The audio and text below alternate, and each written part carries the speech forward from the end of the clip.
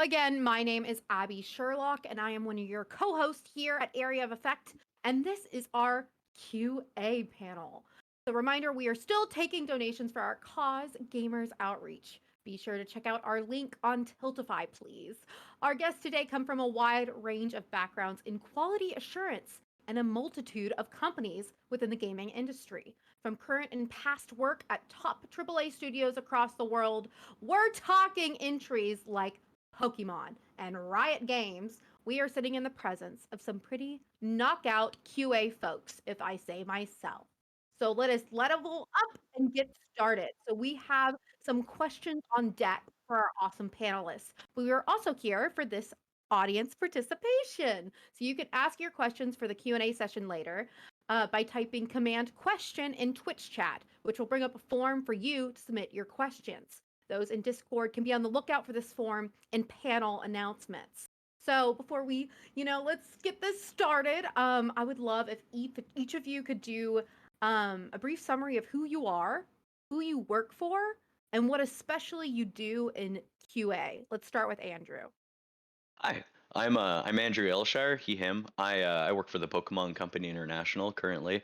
I've worked a number of companies in the past, such as Nintendo, where I started my career.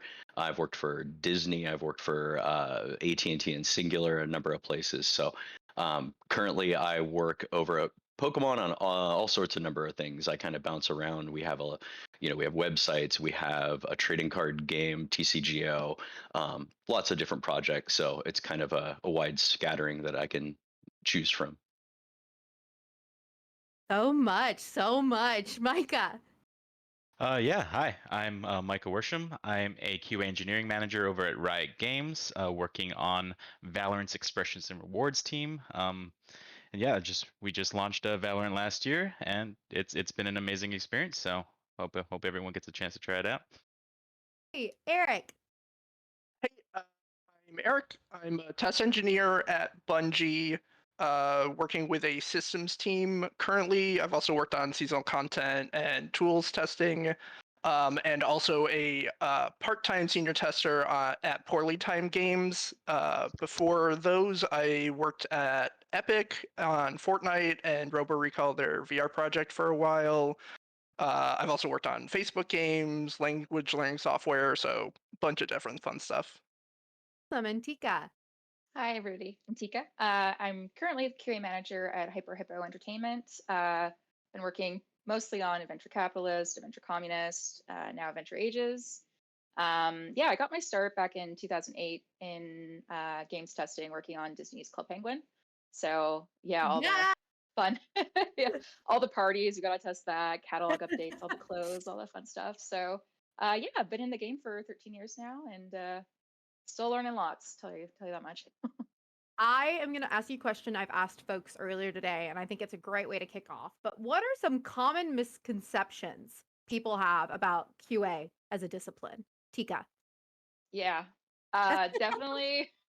Whenever you tell somebody like, oh yeah, I'm a quality assurance game tester, they're like, wow, that's so much fun. And it sounds like you just play video games all day, but really there's a lot of planning that goes into it, even before you even start looking at something. Lots of logistics, just figuring out how you're going to test something, making sure that you have the right environment set up. And it's really a lot of like gearing up and then stalling as you start testing, because you encounter blocker after blocker or issue after issue. So you see things as broken as they get, and getting it to the point where it's ready for players is sometimes a battle. But so it's definitely not just playing for fun. It's you see a lot of broken stuff in the process. So Eric. I think for me, the biggest misconception is like thinking of QA and test as this like stepping stone discipline. Like Ooh. like I really want to be an environment artist, but like I'll apply for a QA job because that's how people get their start. And well, that definitely has like there's places that still do that model. It definitely used to be a lot more true. More and more test is being acknowledged as its own discipline with its own skill sets, its own career path. Like I kind of the metaphor I think of it is with like D&D classes, where if you were like, oh, I'll be a thief, but I Yeah. really want to be a sorcerer. It's like that doesn't really make sense. Like the party needs someone who can disarm traps. So like we want a thief who's just gonna be a thief. So that's kind of the way I think of that. Great metaphor. Micah. Yeah, I definitely feel what Tika and Eric are saying.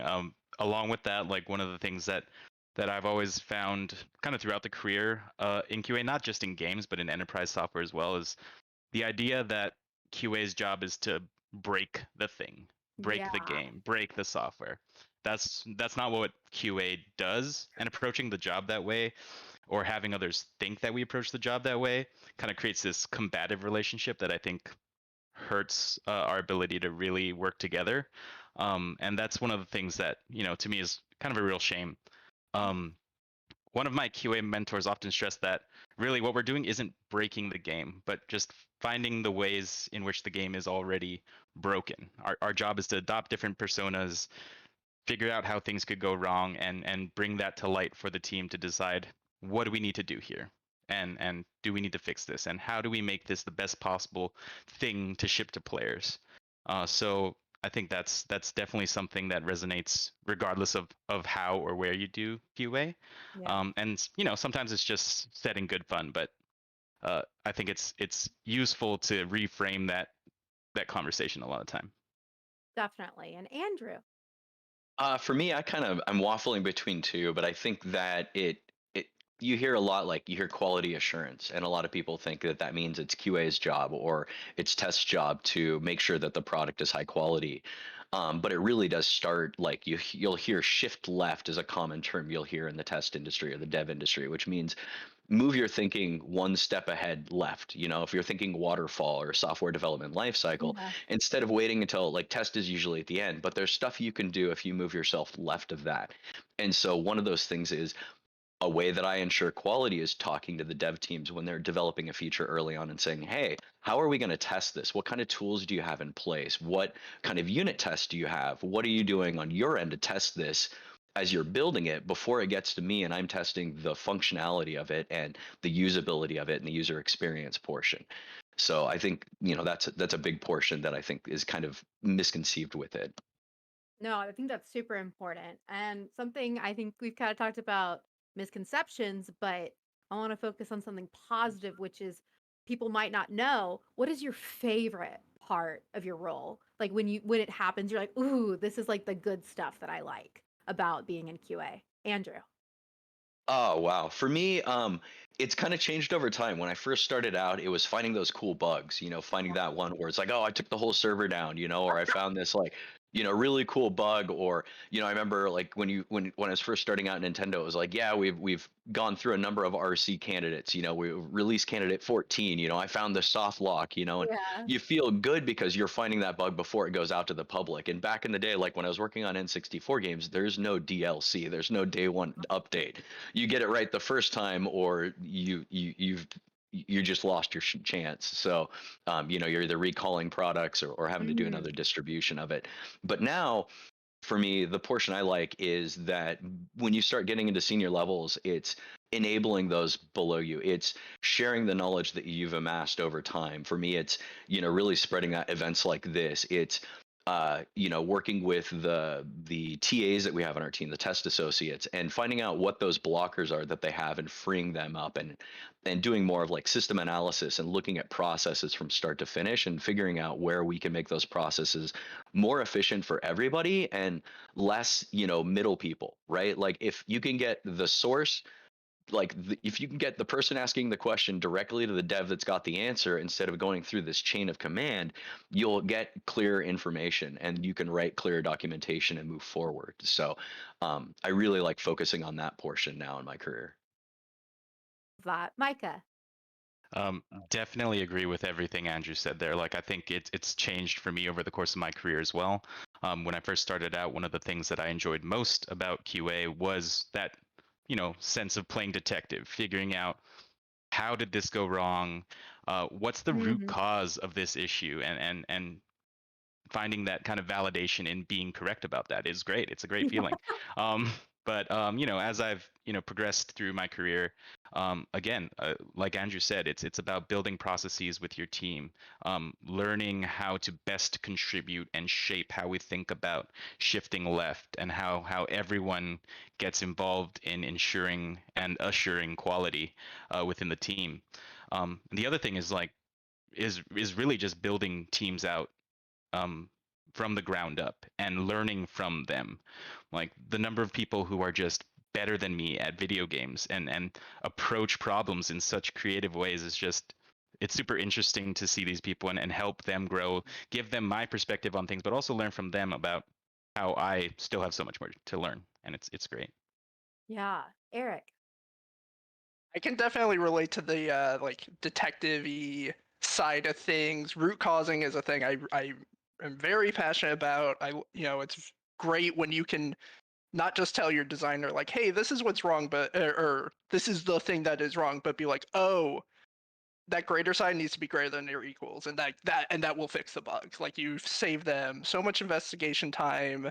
Um, but another thing that I really really love about my job is like being in the position to be the player's advocate in a lot of ways, because like we've talked about in the like especially when you fall into waterfall methodologies, test is probably seeing the feature or the product as close as it is to ship, and also having a very broad view of the product. So like they're the most likely people to be like, hey, wait a minute, like we want this to work XYZ, but because of this other thing this other team is doing, like when those two come together, it's not gonna play the way we think. It's actually gonna like be too grindy, it's gonna be feel too punitive, things like that are like outside of the like functional test, does it work, does it not work, and goes more into the like what is the player value, is the player having fun, and like still being a person on the team supporting that goal.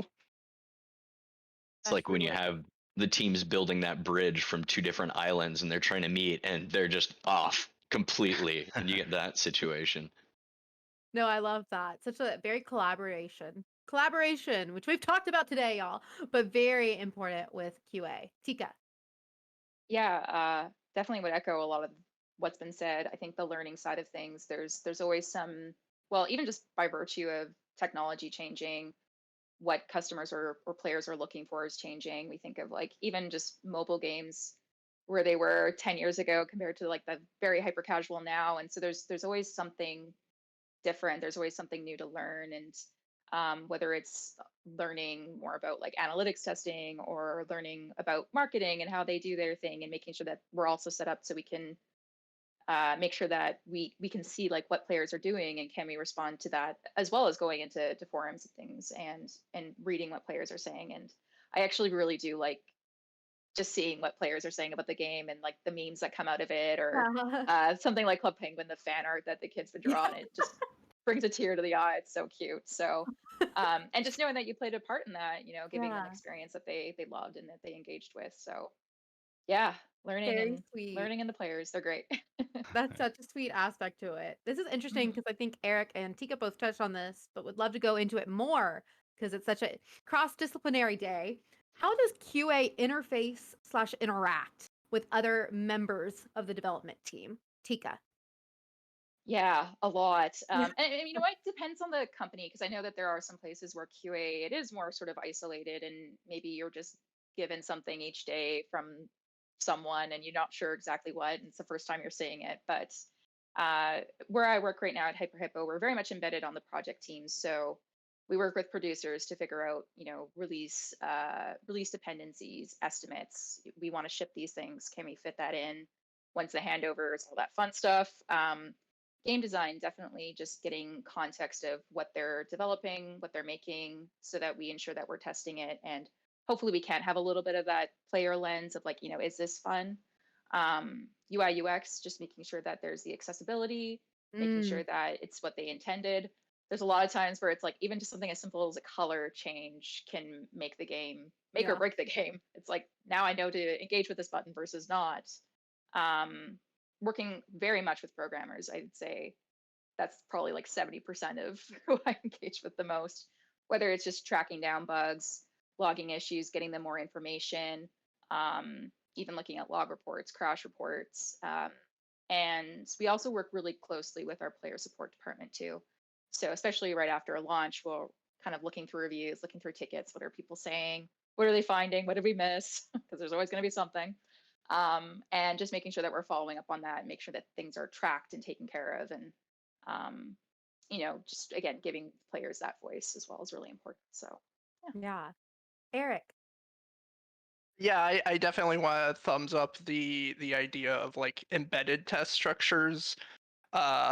It's yeah, so for context, that is just the idea that like as a tester, you are on a team that is multidisciplinary. Back in a world where we had desks in offices, your desk would be like your neighbor would be a designer or an artist or an engineer versus being a tester among testers. Like for my team structure, other than one tester below me and then our test lead, I talk to mostly designers throughout the day.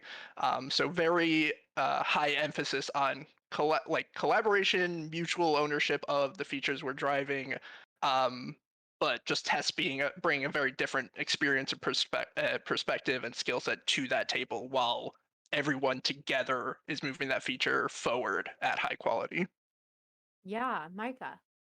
Yeah, I mean, I think Tika and Eric have covered it pretty thoroughly. Like and the experience has been very similar for me. Like QA is an embedded part of an agile team a lot of the time, and we'll have different representatives from each of the different aspects of the software development cycle. But really, my experience has been a lot around building a rapport with each of those different Ooh. team members, and what that has resulted in is like, with developers, we'll spend time discussing technical design, and understanding what systems are being impacted by a given change, what the potential risk areas are. With producers, we want to understand how quality concerns will impact the timeline, call out the need for any additional feature or tooling work that we might need to plan for to best make sure what we're delivering is good for players. We'll speak with UI and UX designers to give our perspective as players, kind of like what Eric and Tika were talking about before on designs, as the team iterates, and take the time to kind of zoom out and see how these iterations play out with the rest of our experience in game. And really that collaboration unlocks QA to contribute to teams beyond the traditional testing scope. Very cool. And Andrew. Yeah, it's interesting for QA. I think I definitely agree everything that's been said. I think adding on to that, customer service is another one that I've worked with at a number of companies. It's nice to interface with. If you can sit down and understand what kind of volume of calls are coming in for certain aspects of features, then you can build that into your testing, build it into your test suite so you're planning ahead for those kind of things or thinking about that when you go to triage meetings and you're talking about all the different bugs that are found and they're like, I don't really think this is a Pry 2. I think it's probably a Pry 4. And you come in and you're like, okay, well, if I'm a user and I encounter this, here's the scenario that's going to happen. And this is widespread enough that it's going to, you use data, it's going to hit like a quarter of our user base potentially, though. So that's large enough that we're going to keep it at that. So Off of customer service, also the community team can be invaluable resource because like especially the bigger the project, like they're the people who know like what the players actually want the game to be like. So there are definitely situations where it's just like, oh, I can see like I should get their eyes on this and like see if they're seeing something I can't about like, oh no, players don't want it that way. They want a completely different way. And they'll be very loud and upset about it. yeah.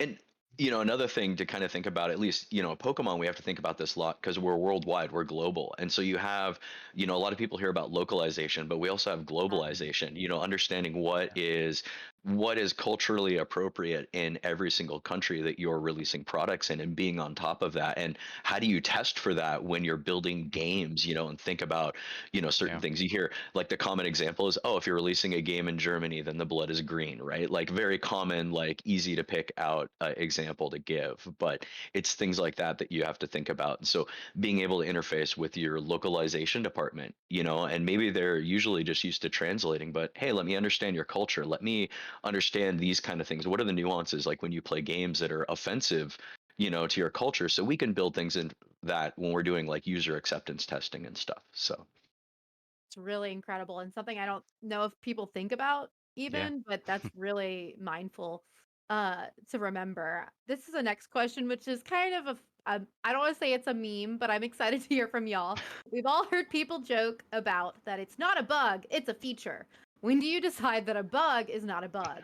Do you have any examples that come to mind, Andrew? Yeah, I'm happy to start off on this. I think Yeah. for me, when a bug is a bug, you have to look on it on how it affects the player and how it affects the game, like the economy and stuff like that. If it's something like, there's a lot of really great examples I could pull out, like rocket jumping in Quake, right? It's a bug. You're not supposed to be able to do it, but people found you could shoot a rocket at your feet, you get extra height, jump up, and then it became kind of competitive. But everybody could do it. It was pretty easy, so it didn't really unbalance the game that much. So cool. We call it a feature, not a bug. So you get common examples like that in the industry. You know, yeah, there's a number of them. I can't think of any off the top of my head right now. I had a bunch all lined up, but there's different things like that. There's rocket jumping in Quake. There's wave dashing in Smash Brothers. Yeah. Was another big one. I worked on the original Smash Brothers. I remember somebody coming back to me and be like, "Why didn't you guys balance test that game?" And I was like, "It was a party game. Like I didn't play balance like Mario Party 1 either." So it's things that you learn through your career and you're like, yeah, hindsight, if it's a fighting game, you should probably play balance it, even if you don't think it's going to be a serious one and stuff like that. So, yeah. That's so interesting. But also about community, right? Because it's how a player will take it and put their own spin on it versus what you were thinking and or what you were even testing for. Micah. Yeah, Andrew's examples were really good. I don't have any examples I can think of off the top of my head. In my experience, I feel like it's been less that a bug, something we consider a bug, is now a feature, but more that some unintended consequence of a change we're Yeah. making, that we don't necessarily recognize this as a bug just because it wasn't captured in what acceptance criteria or the original intention of the design, but it's this unintended consequence or effect of a change we made. And does that increase player value? Does that create a fun moment for players? And if the answer to that is yes, and there's no cost to leaving it in the game, Yeah. then let's do it. If there is a cost, but it still created a great fun moment, which I think we'll get to another topic around that later. But if there is a cost, then maybe we can memorialize it a different way. Ooh. Have some kind of throwback to it in game or a reference to it in game that people that were there for that moment can look back and say, yeah, that was pretty great. Love this. We're getting into lore now. Eric.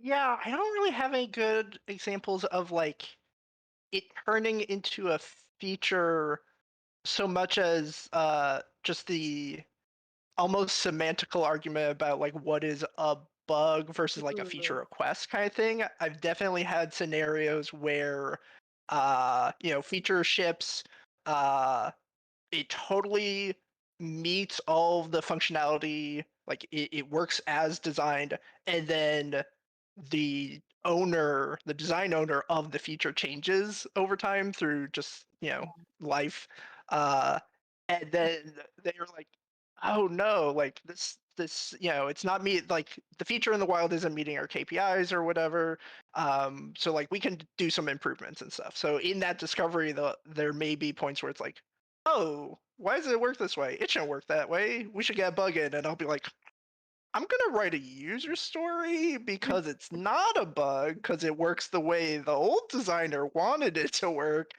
But I do agree we should change this and improve it and do work to change, like to improve the experience all up. But just me being like, I'm not going to write a bug because it's not a bug, in my personal opinion. I love that. Tika. Yeah, that resonated with me. The whole this is a bug, and it's just like you never wrote it out. How was I supposed to know?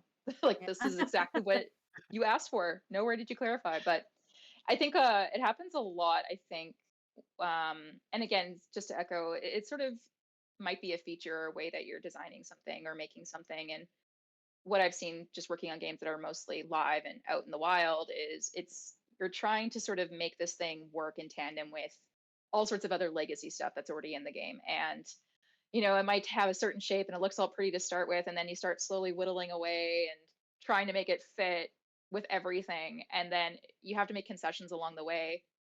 And so, especially when you're working on the project from conception and sort of seeing that evolution, it all makes sense. You can kind of justify a lot of those changes that are being made.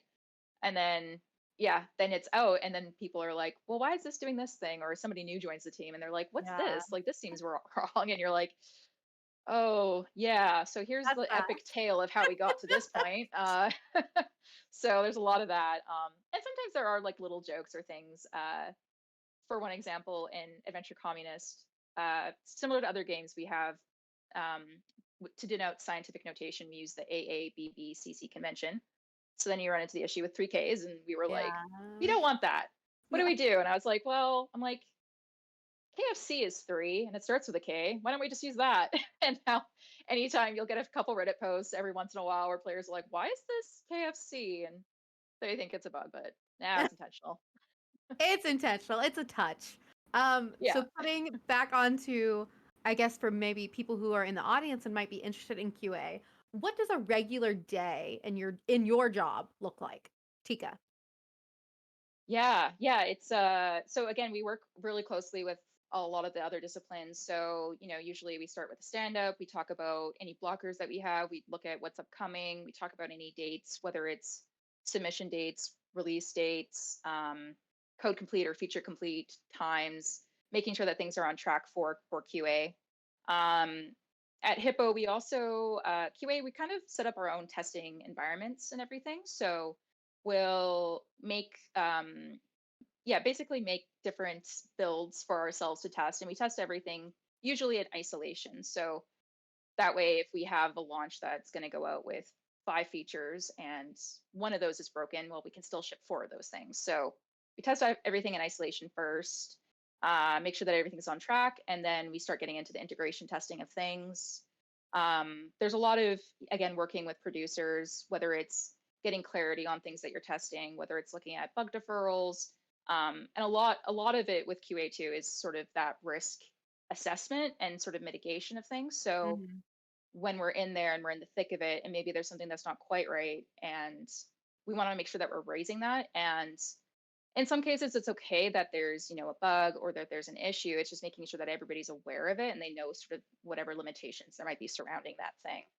And then otherwise, lots of bug writing, lots of investigation, lots of hitting our head against the walls, trying to figure out why something broke the way it did. I guess that'd probably sum it up anyway.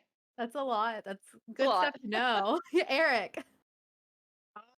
There's not really one traditional like daily routine, in part because like since you're in bed with a feature team, you're keeping pace with where they are in the development of whatever they're working on. So like there's kind of like 3 distinct phases almost of like early, it's very planning focused. So you're working on like documentation to tackle the question of like how are we going to test this feature.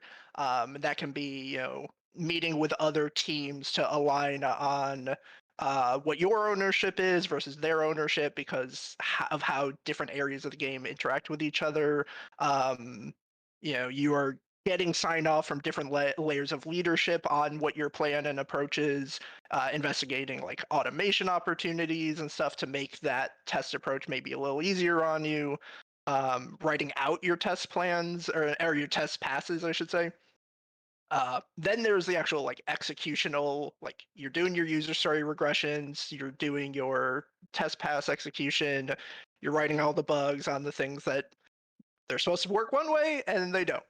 And then that kind of goes into like closing time, not meaning to sing the Green Day song, but that's when you're doing like triage and stuff, and like you now have amassed a amount of bugs and remaining work, and you're like, okay, design has X number of days left to reach a certain quality bar, depending on what milestone you're in, and they only can do so much output, and they have this remaining work, including the bugs, what needs to be fixed before the release, and what is like,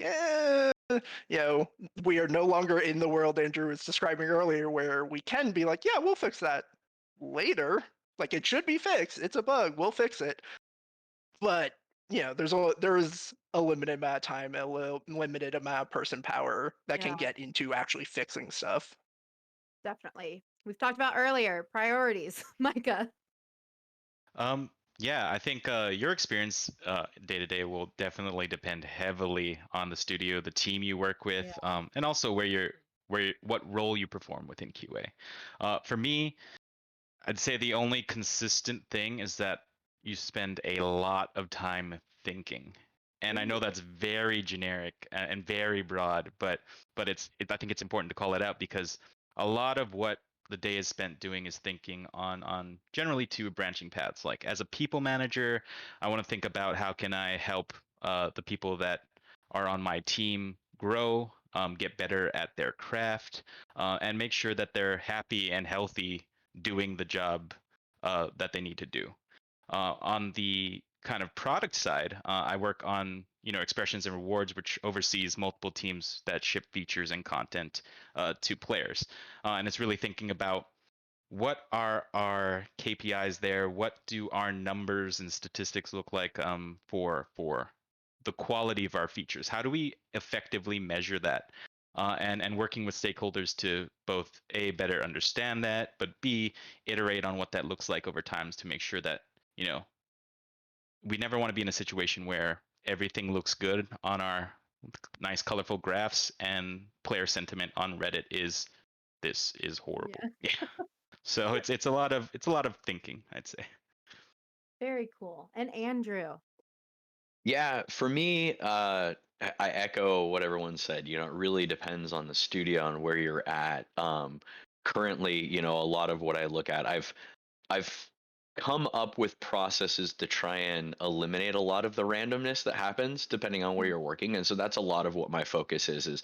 I've got my own project that I work on, and I try to develop processes that I think that work very well with the issues that we have and that solve them well. But then I talk to other teams that I work with because we work on so many different facets of the company and understand what their problems are and try to engineer a solution that not only works for me but works for everyone.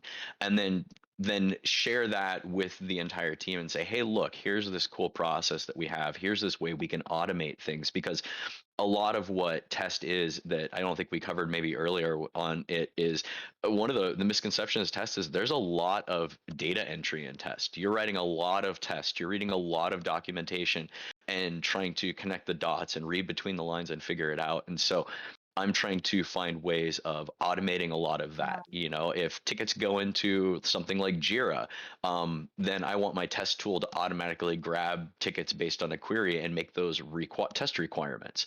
And then I just have a team that looks at that list and then runs off of that. And so I engineer a lot of these solutions. And it's funny, you hear software test engineer, and it's like, what's the engineer part if you're not coding? And it's like, well, I engineer processes, I engineer solutions, I engineer test methodologies and methods that we're going to use to ensure this quality. And so that's what a lot of my day ends up in. And since the pandemic started, it's Zoom meetings and Slack most of the day. But Yeah, a lot of that.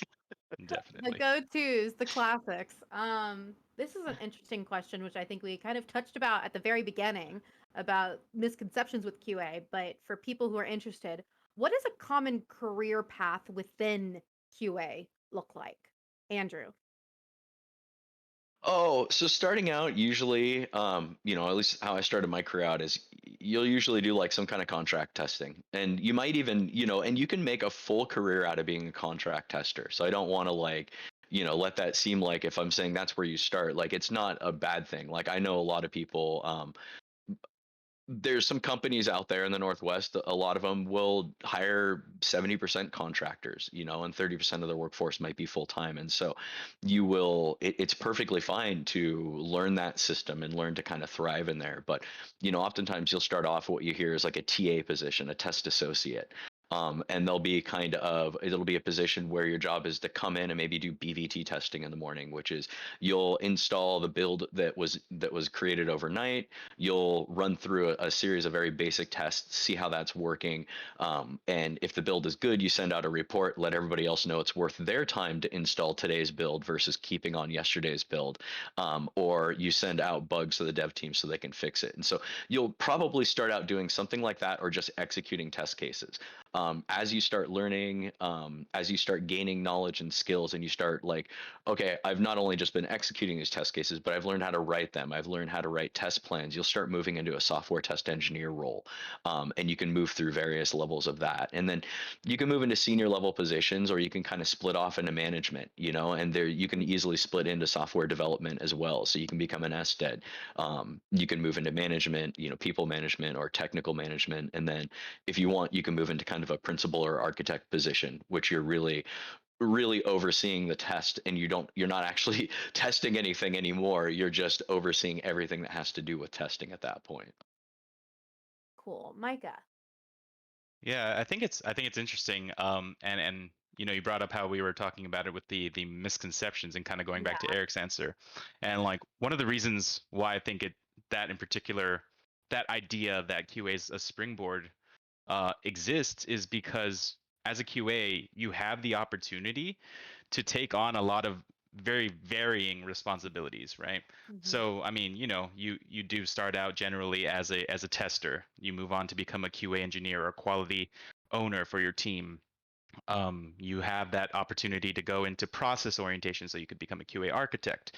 You could become an SDET, so if you go on the more coding and software development side, and obviously people management. But at each of those roles, there are opportunities to take on responsibilities that are very similar to what you'd probably expect from maybe a producer, or a development manager, or a release manager, and a software developer. And I think it's bad to think of QA as a springboard into something else if that's your target. But it's fine if in the practice of doing QA, you find something that you genuinely love doing. And if you do these different responsibilities, you take these on, you find, hey, I really like doing this. Go for it. I think I think we should support that. But yeah, that's kind of my take.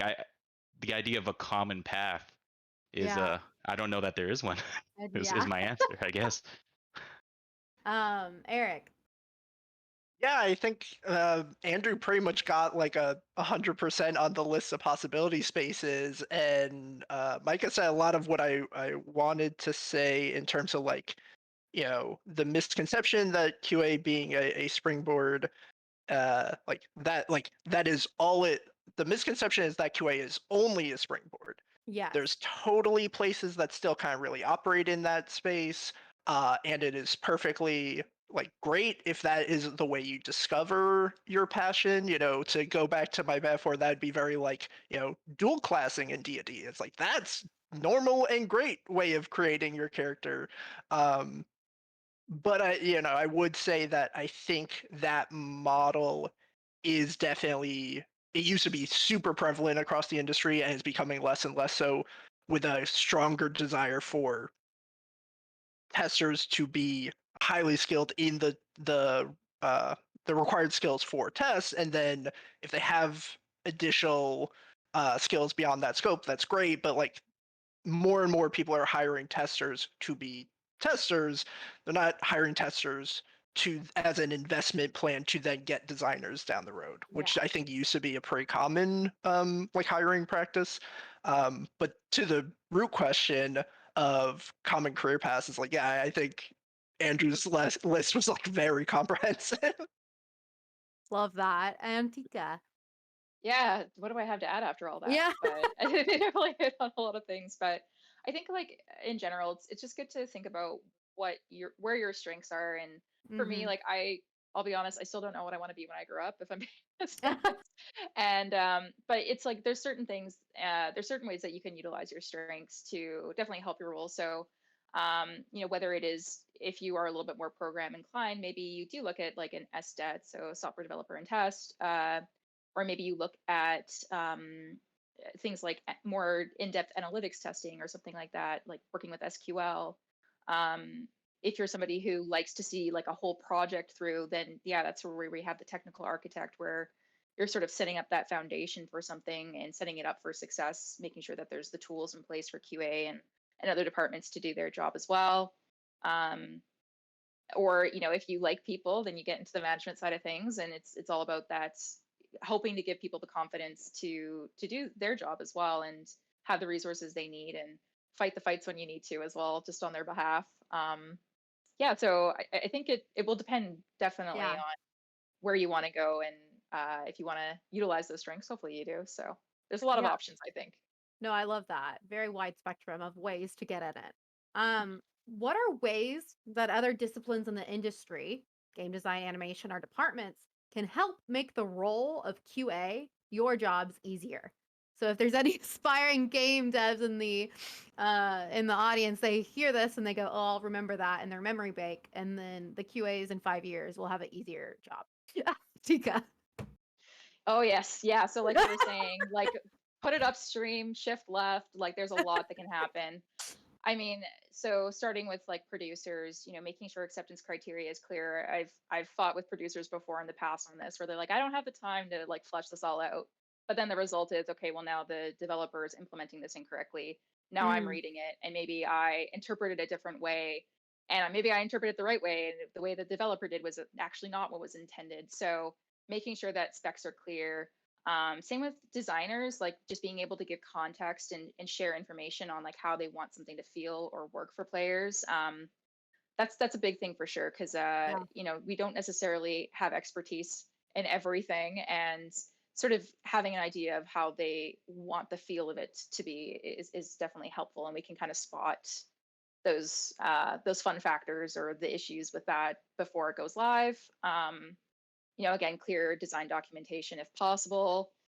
It's documentation, communication. And it's one of those things that takes up time, but it just makes Yeah. a huge difference at the end of the day. And yeah, for programmers, whether it's, I wouldn't speak into all the best practices they could do, because I definitely don't know enough about that discipline, Yeah. but whether it's code reviews, or whether it's sort of, if you're working on something, if you're doing an implementation and you're realizing that you have to touch a lot of other systems or refactor things or whatever it is, again, just sort of highlighting that risk even before it gets to QA, so that we know, okay, this is going to be a little bit rougher, there's probably going to be a little bit more bugs with this. And again, we sort of have a better idea of like where to look for potential issues. There's definitely been times where a bug goes live, and you learn after the fact, oh yeah, I had to change this entire order of operations with logging in or whatever it is, and you're just like, oh Lord, if I would have known that sooner. But yeah, I think that, yeah, that's sort of the biggest stuff I can think of. Again, just communicate with your QA, share the love, share the knowledge, please. Share your knowledge. Maybe version Please give it to control is me. I want updated it. and Yeah. you have lots of documentation. Eric. Yeah, I mean, I was gonna just triple underline communication, especially now when we're all work from home and we can't just like turn our chair and talk to each other. Yeah. So like, all the things Sika was saying about like better acceptance criteria, better documentation and stuff, I think all that holds true, but I do want to add on top of that the like cultural element of like Ooh. just super approachable communication. Like DMs, I think, are the new desk side walk up, and Yeah. like be able to have a collaborative conversation. I think Micah kind of touched on the idea of like when test is viewed as we break your game, there's almost like a like internal affairs kind of like antagonistic relationship, and like nobody wants that. It does not help the project in any way. The idea that like we all own quality and we all, I would think it is self-evident, but not always. It's like, no, we all want the Yeah. thing to be as good as possible, and we want the players to it to be as positive a impact on the lives of the players as possible. Like we're all after the same goal, we're just bringing different skill sets. Yep. So like, yeah, that mindset when approaching all the communication tactics Tico was talking about, I think is super, super valuable. Awesome. Micah. Yeah, I'll keep it short, but it's definitely like I'll basically just quadruple underline communication, to be honest. And I think, calling out it's important that it's done as early as possible. Like it's almost never Okay, too early. I mean, obviously if something you haven't actually decided to put something in discovery, then maybe it's a waste of time. But after that point, like it's probably fine to bring people in. But also think about like the content of what you're discussing, and the advice here is probably more applicable to any discipline or any craft, not just QA, but think about and discuss not just what is the thing, but who is it for, and Mm, and really noodle on that, and think about how each different craft can contribute to that goal of how do we make this thing the best possible thing for who our target audience is, and then all the way to the end, communicate in your retrospectives. What did we do ooh, well, and what can we do better? And I think really just communication throughout the entire lifetime of that process is the most important thing. yeah. Andrew, anything to end that on? Yeah, I mean, that part has been covered really well.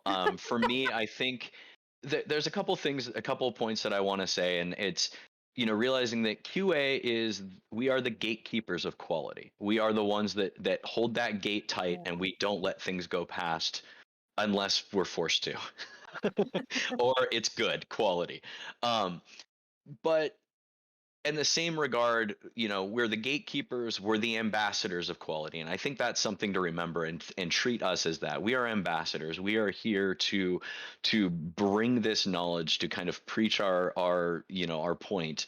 And that, like we said, I think one of the things that's been said, and I'll kind of draw like, a little bit to it, is we're working on art, and QA understands that we're building this wonderful piece of art, and we're really sorry that we're picking apart and saying, you know what, that blue color, I don't think that's the color you want that sky to be.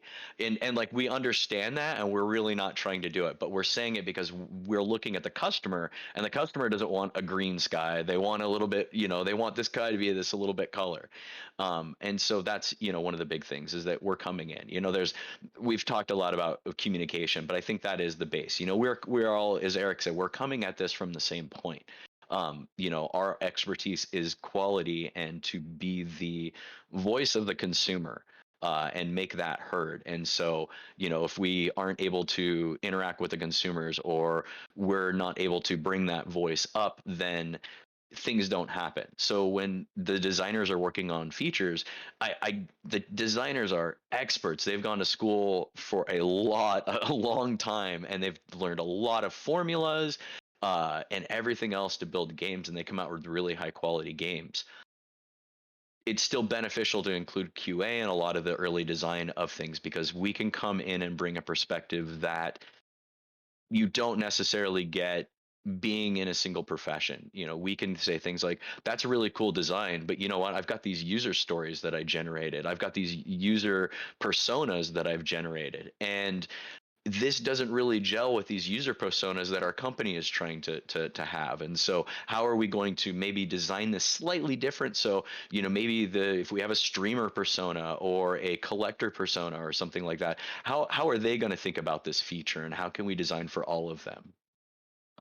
Off of that, So, like when you have that like collaborative culture, design is free in that conversation. It'd be like, well, no, I actually did think about that, but there's these other factors that are like why I'm going in this direction, and tests can go, oh, okay, that makes total sense. Like, and then maybe even ask that question next time around of like, hey, last time I didn't know why you were doing this, so now let's get all of that context up front, talk early, like everyone was saying, and then it's that much easier next time around. we love it. Well, you know what, y'all? We have actually reached the end of our panel. Before we go, though, I just first off want to thank you so much for educating us and spending time with us today. I really appreciate it. I learned a lot, and I know our audience did too. I'm gonna ask each of you if there's anything you would like to shout out on the interwebs, or where people can find you if you would like that. Or yeah, Andrew. For me, I mean, we're Pokemon. You know where to find Pokemon. We're all over the place. I don't have a super big social presence, but I am on LinkedIn. If you're interested in QA, I love to give information. I will not talk about the stuff I work on, but I am happy to Yeah. share lots and lots of knowledge from all the years that I've been working as a tester. So definitely, and I love to network people and get them started on their careers. So find Very me there. cool. Awesome, Micah. Yeah, +1. Find me on LinkedIn. I try to keep my internet presence to a minimum otherwise, but if you Valid. run into Riot ClearNote in game, if it's a Riot game or ClearNote in any other game, shout me out and say hi and let's play. Fun. Eric. Yeah, LinkedIn for sure, especially if it's like, very professional conversations. I'd love talking about like the experience of going to GDC as a student or as a tester and stuff, because there's not a huge footprint there, but there's low-key like some stuff there to find and appreciate. Yeah, if you find me on Twitter at MXEricJohnE, it's just gonna be like Destiny memes for the most part. But feel free to find me there too. So fun and Tika. Yeah, same. I'm also not a social media person, but LinkedIn, absolutely. Tika Eisner. Um, yeah, I think I went to GDC once and I learned I was a weirdo for not having Twitter. So I think I posted 2 things there, so I won't direct anybody. But yes, LinkedIn. I'm on there. Happy to chat.